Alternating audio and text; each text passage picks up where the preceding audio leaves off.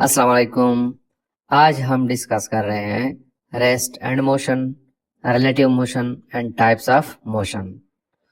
दोस्तों, अगर आप अपने इर्द गिर्द देखें तो आपको different objects, different bodies, different चीजें नजर आएंगी। उन ऑब्जेक्ट्स में बाज ऑब्जेक्ट्स ऐसे होते हैं कि वो अपनी हालत तब्दील नहीं करते हैं, यानी वो जिस जगह पे होते हैं वो उसी जगह पे ही कायम रहते हैं। और बाज ऑब्जेक्ट्स ऐसे होते हैं कि वो अपनी जगह चेंज करती है, यानी कि अपनी पोजीशन चेंज करती है। या अगर आप किसी पार्क में चले जाए तो पार्क में आपको डिफरेंट झूले नजर आएंगे और वो डिफरेंट वे से मोशन कर रहे होते हैं। तो आपके सराउंडिंग में बाज ऑब्जेक्ट्स ऐसे होते हैं जो रेस्ट में होते हैं और बाज ऑब्जेक्ट्स ऐसे होते हैं कि वो मोशन में होते हैं। तो सबसे पहले हम रेस्ट को डिफाइन करते हैं। A body is said to be at rest if it does not change its position with respect to its surrounding। यानी वो बॉडी जो अपनी पोजीशन चेंज नहीं करती with respect to surrounding. Surrounding क्या है? आपके इर्द गिर्द जो भी चीजें हैं उसको हम सराउंडिंग कहते हैं। इस वक्त अगर आप बैठे हैं चेयर पे और अपनी पोजीशन चेंज नहीं करते हैं तो यू आर एट रेस्ट। जैसे कि आपको यहाँ पे नजर आ रहा है, ये एक आदमी है, ये लैपटॉप पे काम कर रहा है और ये बाकी जितनी भी चीजें हैं ये उसकी सराउंडिंग्स है। अब ये आदमी अपनी पोजीशन चेंज नहीं करता, तो हम कह सकते हैं कि ये आदमी रेस्ट में है। सिमिलरली अगर ये लैंप देखे, इस लैंप के रिस्पेक्ट में बाकी चीजें जो है इसको सराउंडिंग कहते हैं। अगर ये लैंप यहाँ पे ही है तो हम कहते हैं कि ये लैंप रेस्ट में है। सिमिलरली बाकी चीजें जो है अगर वो अपनी पोजीशन चेंज नहीं करती तो हम कहते हैं कि ये ऑब्जेक्ट्स रेस्ट में हैं। तो रेस्ट की डिफिनीशन ये है कि अगर एक ऑब्जेक्ट की अपने सराउंडिंग के लिहाज से अपनी पोजीशन चेंज नहीं करती तो हम कहते हैं कि ये बॉडी रेस्ट में है। अब हम मोशन को डिफाइन करते हैं।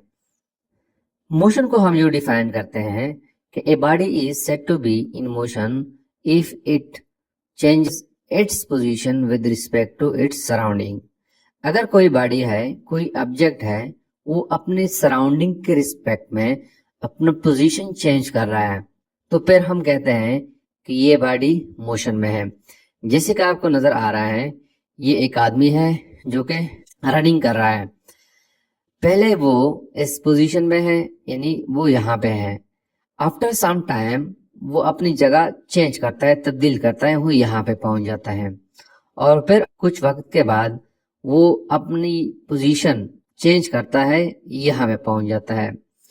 तो ये मुसलसल जो है अपनी पोजीशन चेंज करता है, तो फिर हम कहते हैं कि ये आदमी मोशन में है।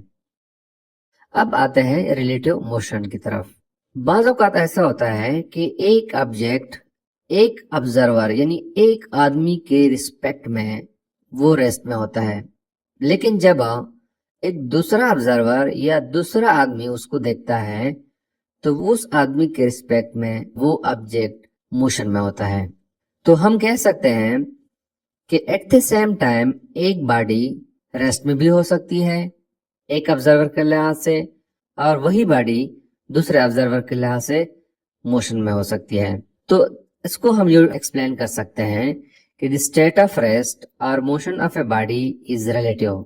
For example, a passenger sitting in a moving car is at rest because he is not changing his position with respect to other passenger, but an observer outside the train, the passengers inside the train are in motion। मतलब ये कि ये आप देख रहे हैं, ये एक ट्रेन है, इस ट्रेन में पैसेंजर बैठे हुए हैं। अगर मैं इस पैसेंजर को देखो तो ये पैसेंजर इस कुर्सी पे बैठा हुआ है। इस पैसेंजर के रिस्पेक्ट में ये पैसेंजर जो है ये रेस्ट में है।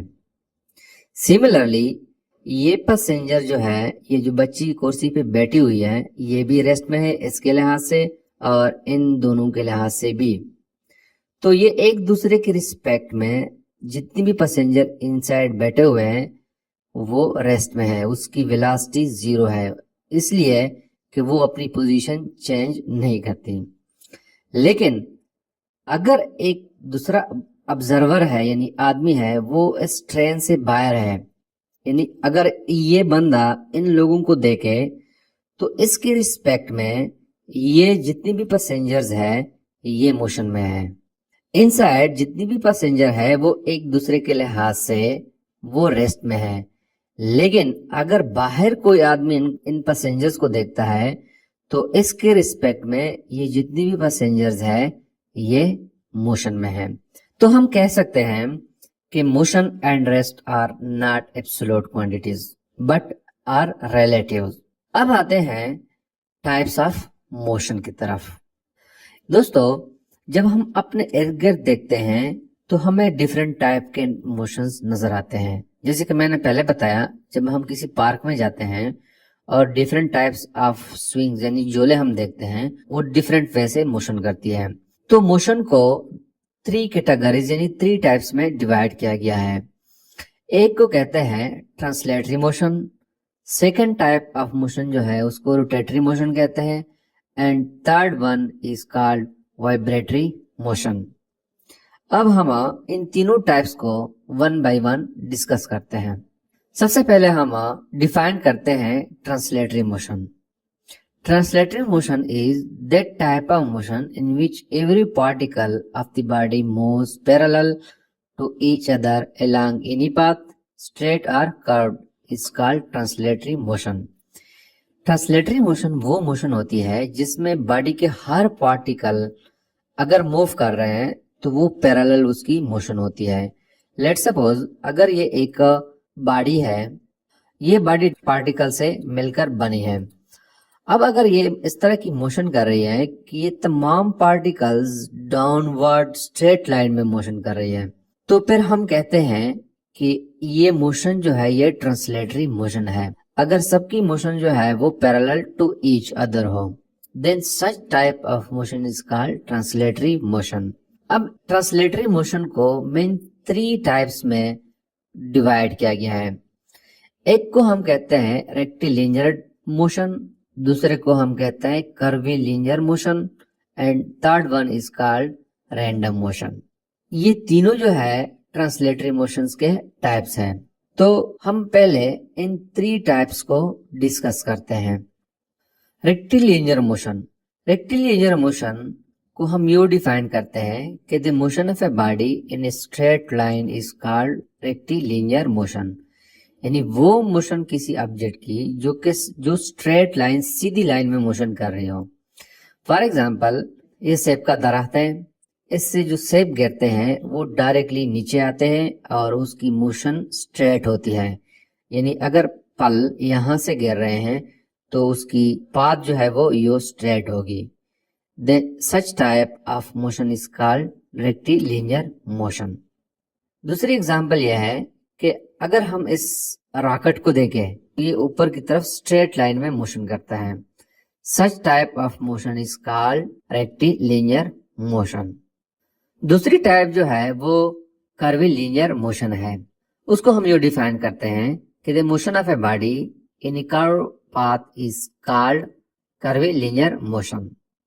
यानी अगर कोई ऑब्जेक्ट, कोई बॉडी एक कर्व पाथ में मोशन कर रही है तो उस मोशन को हम कर्वीलिनियर मोशन कहते हैं। जैसे कि आपको यहाँ पे नजर आ रहा है, ये एक रोड है। इस रोड पे फॉर एग्जांपल ये कोई ऑब्जेक्ट है, कोई गाड़ी है, ये मोशन कर रही है, तो उसकी मोशन जो है ये आपको नजर आ रहा है। इस टाइप की मोशन को कर्वीलिनियर मोशन कहते हैं। दूसरा यहाँ पे आपको नजर आ रहा है, ये एक प्लेयर है, ये बास्केटबॉल खेल रहा है। ये इस बॉल को जब फेंकता है यहाँ पे तो उसकी जो पाथ है वो ये बनती है, और ये पाथ जो है कर्व पाथ है।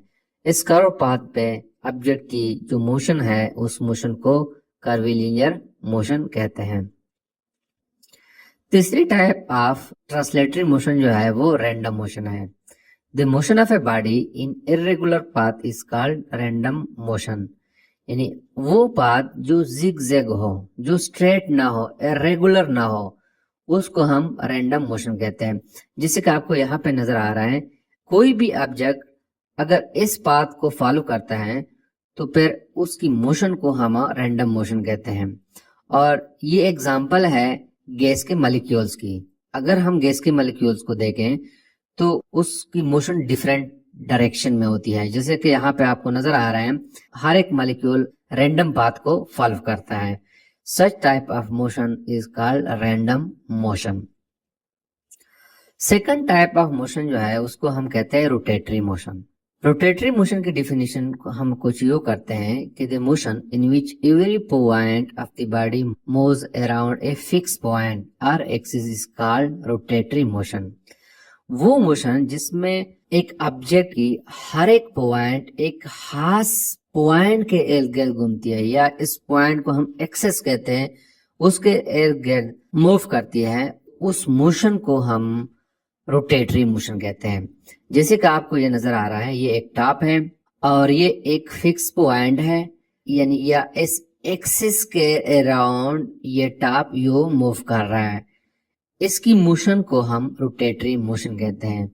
या ये एक फुटबॉल की गेंद है, अगर इसको आप घुमाना शुरू करें तो ये एक खास एक्सिस, यानी इस एक्सिस के इर्द गिर्द जो है वो मूव करता है, तो इसकी मोशन को हम रोटेटरी मोशन कहते हैं। या साइकिल का पहिया है, ये एक फिक्स पॉइंट है, ये दरमियान में, इस फिक्स पॉइंट के अराउंड ये व्हील मूव कर रहा है, तो इसकी मोशन को भी हम रोटेटरी मोशन कहते हैं। यह गाड़ी की जो स्टीयरिंग है, ये एक फिक्स पॉइंट है, इस हम स्टीयरिंग को जब हम घुमाते हैं तो इसकी मोशन को हम रोटेटरी मोशन कहते हैं। थर्ड टाइप ऑफ मोशन को हम वाइब्रेटरी मोशन कहते हैं। इसको हम यू डिफाइन करते हैं कि the back and fourth motion of a body over the same path about the mean position is called vibratory motion. अब यहाँ पे एक लफ्ज है मीन पोजीशन। अगर हम इस क्लॉक को देखें, यहाँ पे ये जो पोजीशन है इसको हम मीन पोजीशन कहते हैं, और यहाँ से अगर हम इसको डिस्टर्ब करें, इस साइड पे ले आए, तो ये इस मीन पोजीशन के इर्द गिर्द जो है ये मूव करता, तो इस टाइप की मोशन को हम वाइब्रेटरी मोशन कहते हैं। या अगर आप ये इस बच्चे को देखें, ये झूले पे बैठा हुआ है, इस वक्त ये जब रेस्ट में है, इक्विलिब्रियम में है, तो ये इसकी मेन पोजीशन है।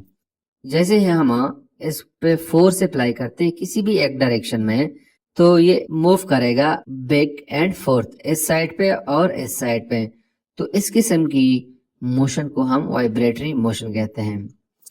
या यहाँ पे अगर आप देख ले, ये एक शीशा है, ये बच्चे जो है इस पे खेल रहे हैं, तो इस वक्त इसकी जो मोशन है अबाउट मीन पोजीशन है, और इसकी मोशन को हम वाइब्रेटरी मोशन कहते हैं।